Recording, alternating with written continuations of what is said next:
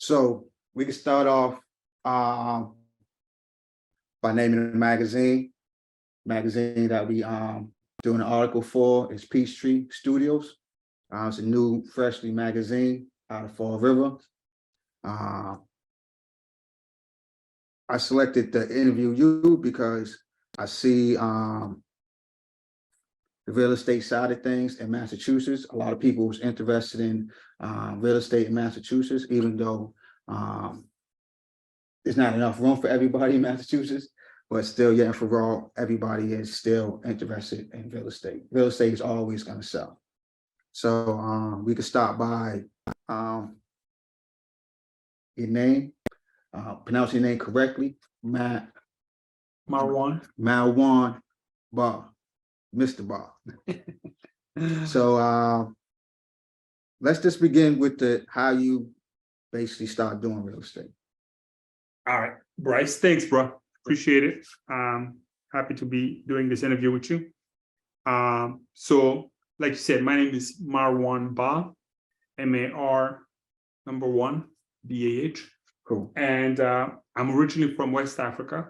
I moved to the US when I was a kid with my parents. When I went joined the military, it was a eye-opening experience. You know, the Yeah. US Marines, I was 5 years active duty in the US Marines. It was one of those experiences where you're told when, where, how to do anything and everything in your life. Wow. Doing that for 5 years rubbed me the wrong way. There were beautiful experiences to it, but the thing that rubbed me the wrong way is the lack of freedom that exists in the military. You know, I was a very, very self-motivated kind of person. Okay. And when I got out of active duty, I thought to myself that I never wanted to work for anybody else in my life ever again. Okay. So through my research, real estate stuck out because it was one of those jobs or industry where if you are good at it, you will end up working for yourself and not for someone else. Yeah. Forever kind of scenario. Okay. Right? Okay. So when you're good at it, you don't have customers, you don't have boss, you don't have, you got the freedom of the road, freedom of doing whatever you need to do. travel, right? yeah, Travel, meeting live new life, people. and Yeah. enjoy life kind of scenario. So the idea was financial freedom, Okay. but also was more important than that was true freedom. True freedom in the sense of doing whatever I wanted to do. Okay. True freedom in the sense that I wanted to go wherever I wanted to go. Sleep whenever I want to sleep, wake up when I want to, kind of scenario. Real estate stuck out because out of 60-70% of the wealthiest people in the world, they hold their wealth in real estate. Yes. So the incredible thing about real estate is that even if you didn't start out in real estate Okay. and you made your wealth, Okay. you'll end up holding much of your wealth in real estate. Okay. It is one of those things that's extremely unique. Human beings can make more of it. Yeah, it's definitely needed. Right. It's like a cook. It's like you need to cook. So you need the chef to chef up the food for you. That's I understand that. I understand Right. that part. So one of the 3 things you need in life as a human being is you need shelter, you need food, Yep. and you need air, right? Yep. So if you have those 3 things, you'll survive. Of Right? course. Yep. So, but only one of those things you need even after you're gone. What's that? And that's real estate. You still need real estate after you get it gone? Don't they bury you somewhere? Yeah. I mean, you got me with that one. Yeah. So we have cemeteries in the US that are like 300-400 years old. Okay. And it's still real estate. Yeah, that's a good way of looking at it. It's a good way to find something that you love and you want to do. I definitely agree with you on that.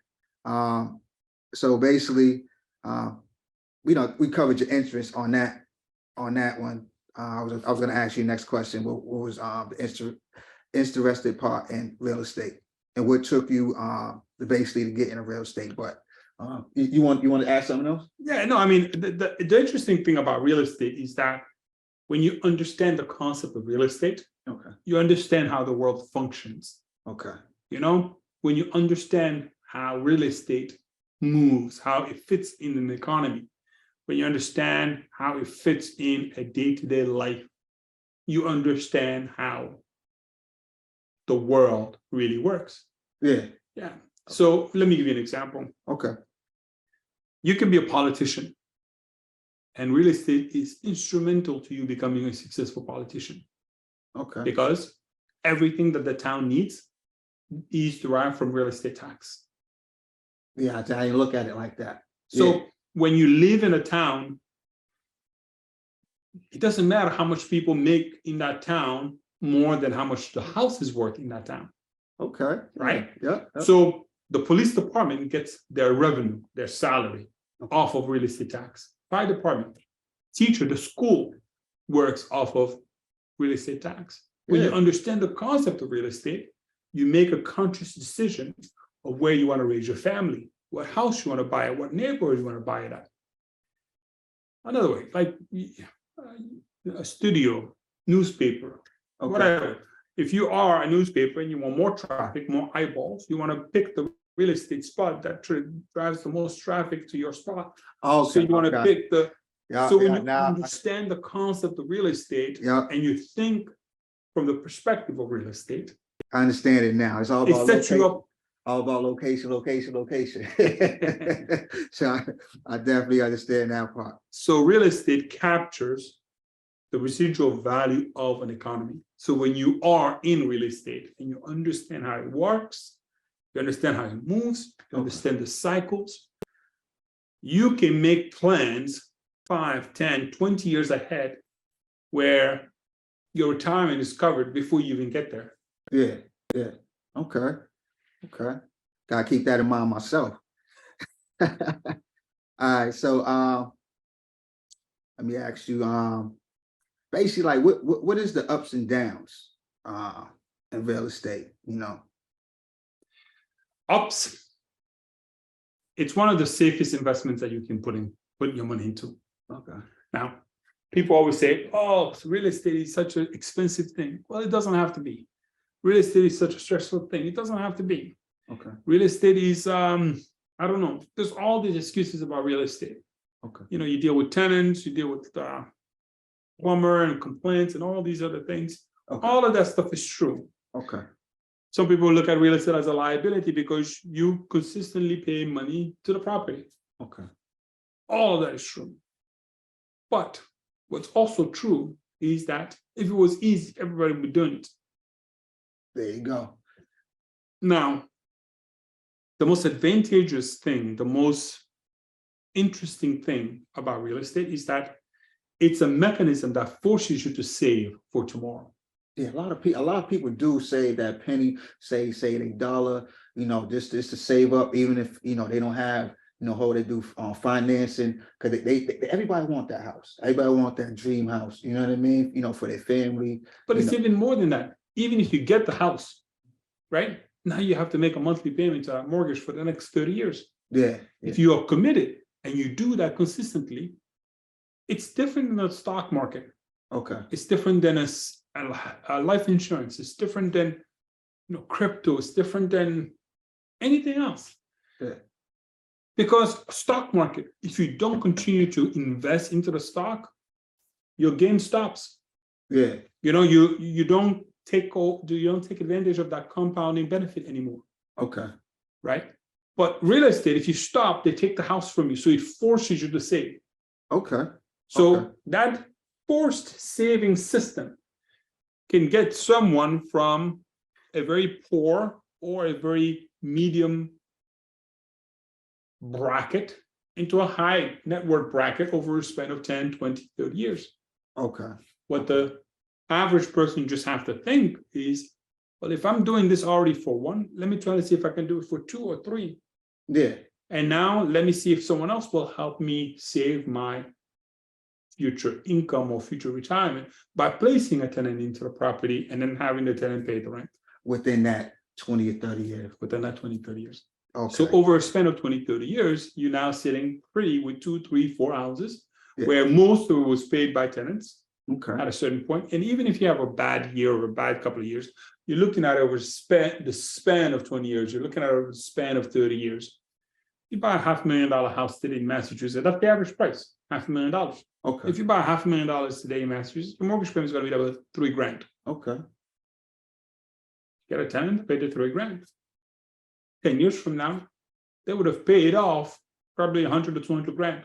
There's no other place where you can get that kind of return where someone else is paying for it. Okay. Yeah, that's definitely, that's what makes you the guru. I don't know about that. I don't know about that. Okay, so I know along the way, basically you had to set, you know, some goals that you reached. You want to speak about that? Right. So from early on, I had really clear goals, you know, financial independence, financial freedom, were very, very high on that list. Through real estate, I was able to acquire many properties, and many of those properties I still own today. Okay.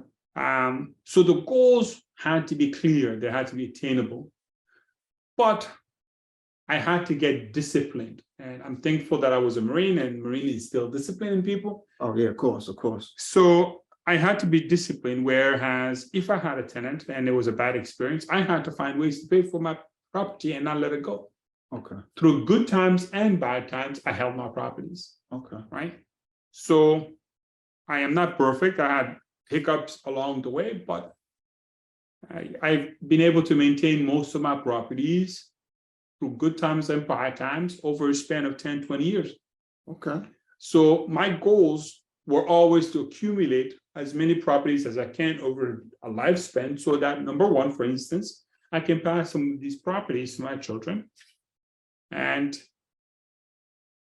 their life won't be from the beginning of, let me worry about where I'm going to lay my head. Okay. So Yeah. that it's a stepping stone, right? Yeah, that was a good goal. Yep, yep. You know, so stuff like that are important. When a human being does not have to worry about where they are going to be sheltered because it's already covered, they can focus on other things in life that could bring them more joy. Yeah, that's excellent. And life is about joy. Yeah, of course, yeah. That's excellent. Okay. So I know along the way, you know, you set your goals, you reach your goals. Let's talk a little bit about the people that you met along the way, people that you work with. So real estate does require, like they say, it takes a village to raise, it takes a village to build a real estate portfolio. Absolutely. But a lot of those people are not all necessary at the same time. Okay. So you can build a real estate portfolio with a very small team. Okay. But I think that before you even worry about the people that are going to help you along the line or along the journey, I think individuals should spend time and energy and educate themselves. Self-educate. Don't have to rely on anybody, rely on yourself first. Yeah, absolutely. I think that if people take the time and study, I am not advocating for people to become real estate agents. That's not what I'm doing here. Okay. Even though I teach real estate agents and brokers on how to get their real estate license, that's not the point. Okay. What is the point is that you can know as much as a real estate agent does, so that two brains are better than one. Okay. So that you can get exposed and you can ask valid, in-depth, relevant questions to your scenario because you understand enough to be an intelligent consumer. Okay. Listen to this. Most people go to school for 12 to 15 years to get a job that they're going to work for 20 or 30 years. Then they're going to retire. Yep. Okay. Yep.